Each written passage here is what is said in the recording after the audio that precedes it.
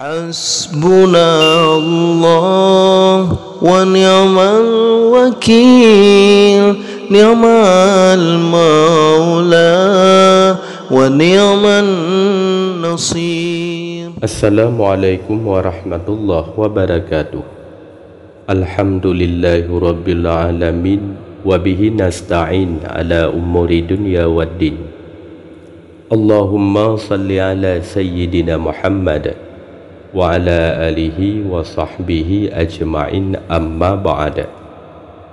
Rabbi syrah li sadri wa yassir li amri wahlul 'uqdatam min lisani yafqahu qawli.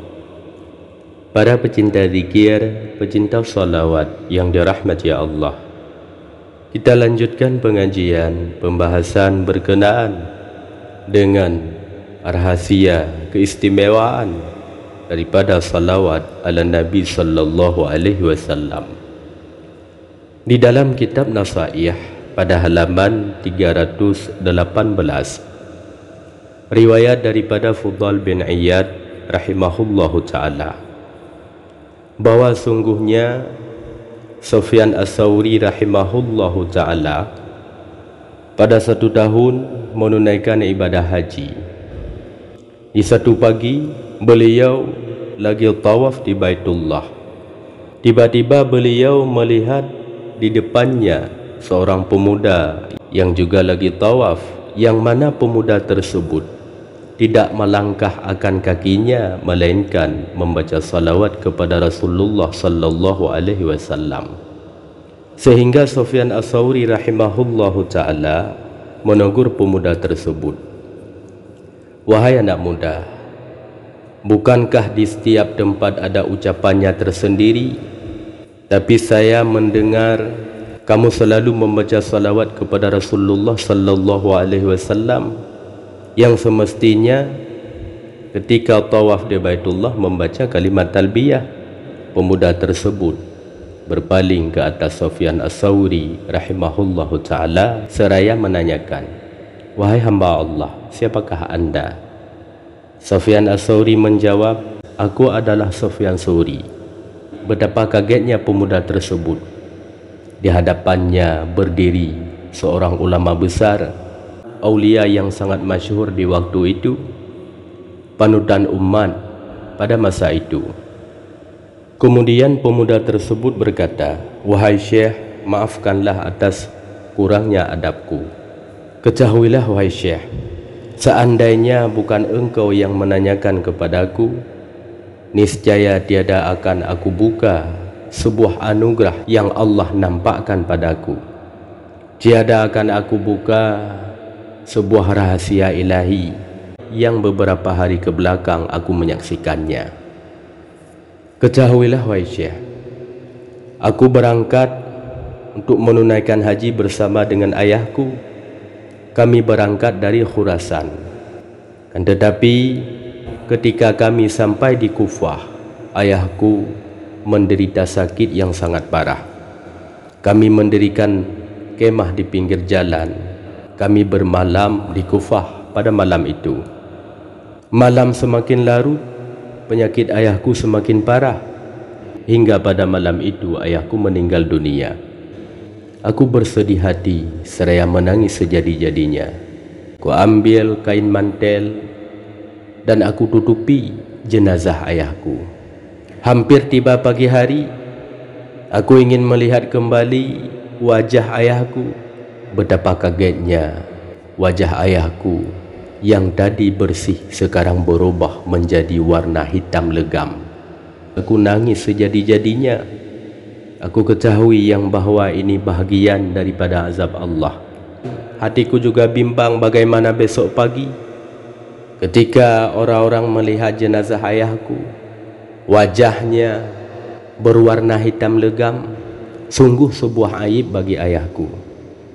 Di dalam kesedihanku tersebut, tiba-tiba datang rasa ngantuk kepadaku yang tidak sanggup kutahan, sehingga aku tertidur di samping jenazah ayahku. Ketahuilah wahai Syekh, di dalam tidurku aku bermimpi seorang laki-laki masuk ke dalam kemah kami. Dia menutup kepala hingga ke wajahnya. Ketika sampai dia di dalam kemah kami, dia membuka tutup wajahnya sehingga aku bisa melihat wajahnya yang sangat tampan dan bercahaya-cahaya bagaikan bulan purnama. Seumur hidupku belum pernah kulihat seorang lelaki yang setampannya. Kemudian dia menanyakan kepadaku, "Wahai anak muda, kenapa bersedih hati sehebat ini?" Ku menjawab, "Wahai hamba Allah, bagaimanakah aku tidak bersedih hati menghadapi cobaan seperti ini?" Kemudian laki-laki tersebut mendekati jenazah ayahku, lalu mengusap wajah jenazah ayahku. Tiba-tiba wajah jenazah ayahku yang tadinya berwarna hitam legam sekarang berubah menjadi warna putih dan bercahaya-cahaya, bahkan lebih indah ketimbang di masa hidupnya. Kemudian laki-laki tersebut berpaling ingin keluar daripada kemah. Aku memegang pada ujung bajunya seraya aku tanyakan kepadanya, "Wahai hamba Allah, siapakah Anda?" Kemudian beliau menjawab, "Aku adalah Muhammad bin Abdullah." Begitu aku mengetahui bahwa dia adalah Nabi yang sangat kucinta, dia adalah Rasulullah sallallahu alaihi wasallam, seraya aku memegang akan kakinya dan menangis, "Wahai Rasulullah, dengan sebab apakah ayahku mendapat kemuliaan seperti ini?" Kemudian Rasulullah menjawab, "Wahai anak muda, ketahuilah, ayahmu seorang yang suka berbuat akan maksiat. Ketahuilah, ayahmu sering memakan riba. Ketahuilah, ayahmu sering mengikuti hawa nafsu. Kan tetapi di setiap malam ayahmu membaca salawat kepadaku 100 kali, sehingga pada waktu ini dia telah meninggal dunia. Aku diberitahu oleh malaikat kepadaku yang bahwa ada satu hamba Allah yang tiada pernah tinggal membaca salawat di setiap malam kepadaku, malam ini telah meninggal dunia. Hingga wahai anak muda, aku datang ke sini memberi syafaat kepada ayahmu." Lanjut kisahnya pemuda tersebut kepada Al-Imam Sufyan As-Sawri rahimahullahu ta'ala. "Wahai Syekh Sufyan As-Sawri, setelah Rasulullah sallallahu alaihi wasallam memberitahukan amalan ayahku di setiap malam yang tiada aku ketahui, setelahnya jagalah aku daripada tidur. Kemudian aku melihat wajah jenazah ayahku sudah bersih, putih, bahkan lebih indah ketimbang di masa hidupnya. Dengan sebab itulah wahai Syekh, aku selalu membaca salawat kepada Rasulullah sallallahu alaihi wasallam, bahkan di samping Ka'bah sekalipun."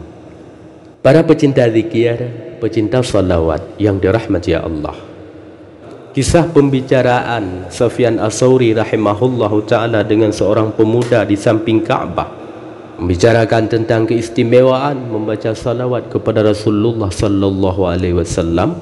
Kisah ini sangat masyhur. Maka seyugianya hendaknya kita mencintai akan membaca salawat kepada Rasulullah sallallahu alaihi wasallam.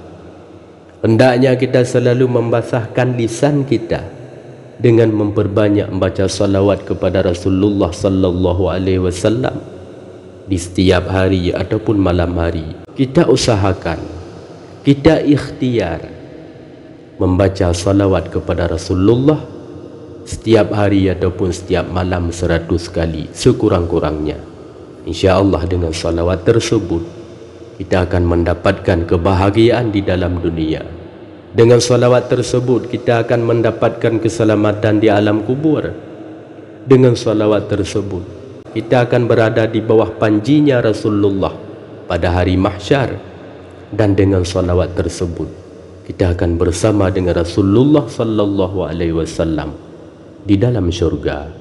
Amin ya rabbal alamin. Assalamualaikum warahmatullahi wabarakatuh.